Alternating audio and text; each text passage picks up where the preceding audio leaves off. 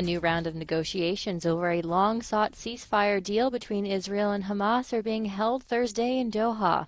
AP Washington correspondent Sagar Magani reports. The U.S. says a new round of peace talks aimed at ending the Gaza war has begun. They are just starting. White House National Security spokesman John Kirby says the U.S., Egypt, and Qatar are meeting with an Israeli delegation in Doha. We do not anticipate coming out of these talks today with a deal. In fact, I'd expect the talks to continue into tomorrow. Kirby says the focus now is on implementing a deal President Biden laid out in May for a ceasefire and the release of Hamas hostages. Both sides have agreed in principle, but accuse each other of making new demands. Gaza health authorities say the 10-month war has now killed more than 40,000 people. Sagar Magani, Washington. Ukrainian President Volodymyr Zelensky says Kyiv's troops have full control of the Russian town of Sudza and the Kursk region in their incursion into Russian territory. But what will they do with their gains? VOA's Anna Chernikova reports.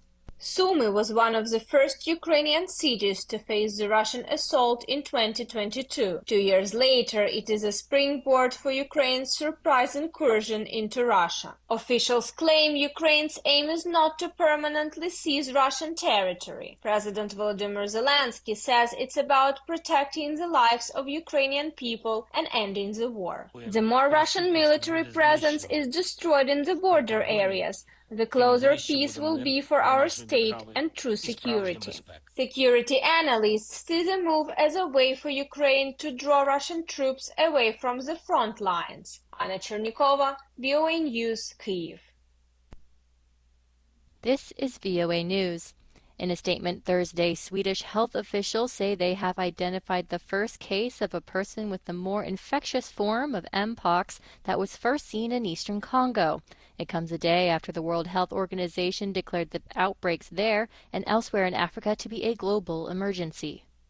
A trainee doctor was raped and killed in Calcutta, India, sparking protests. AP correspondent Karen Chemas reports. In Kolkata, hundreds of protesters carrying umbrellas and candles marched and chanted, "We want justice." Soon after, scores of unidentified mobs went on a rampage at a medical college in Kolkata, attacking vehicles and ransacking patient wards. The unrest began when police said a trainee doctor was found raped and killed. A police volunteer was arrested in connection with the crime. In New Delhi, one protester who gave only her first name, Shraddha, said she did not feel safe. We want justice, we want security, we want safety from the government, from the authorities. Many cases of crimes against women go unreported in India due to stigma surrounding sexual violence, as well as a lack of faith in the police. I'm Karen Chamas. Ksenia Kavana, also known as Karolina, is a U.S.-Russian dual national that has been convicted of treason in a Russian court and sentenced to 12 years in prison on charges stemming from a donation of about $52 to a charity aiding Ukraine. White House National Security spokesman John Kirby. It's nothing less than just vindictive cruelty. We're talking about $50 to try to alleviate the suffering of people of Ukraine. And to call that treason is just absolutely ludicrous. Her attorney said he planned to appeal the verdict. Hurricane Ernesto dropped torrential rain on Puerto Rico and is heading towards Bermuda. AP correspondent Donna Water has more. Hurricane Ernesto pounded Puerto Rico on Wednesday, leaving more than 640,000 homes and businesses without electricity and more than 300,000 homes and businesses without water. Ernesto Morales of the Puerto Rico National Weather Service says they've identified 222 structures that were damaged. Hurricane specialist Larry Kelly of the National Hurricane Center in Miami says Ernesto is headed to Bermuda and is expected to become more powerful. It is forecast to strengthen and also grow in size as the system moves further north. We're expecting the wind field to get even larger than what it currently is. And Kelly says the storm is expected to reach Bermuda on Saturday. I'm Donna Water. Venezuelan opposition leader Maria Corina Machado has rejected a proposal from Brazil's president that Venezuela hold a new presidential election following the contested results of last month's vote. Machado said during a virtual press conference it would be an insult.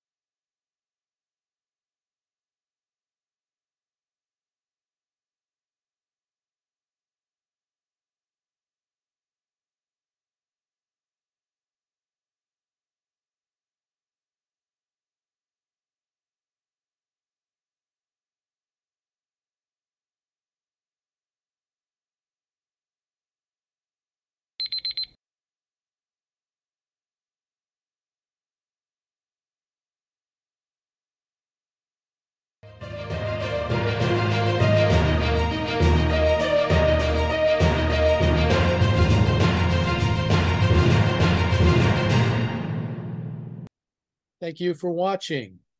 Can you do me a favor?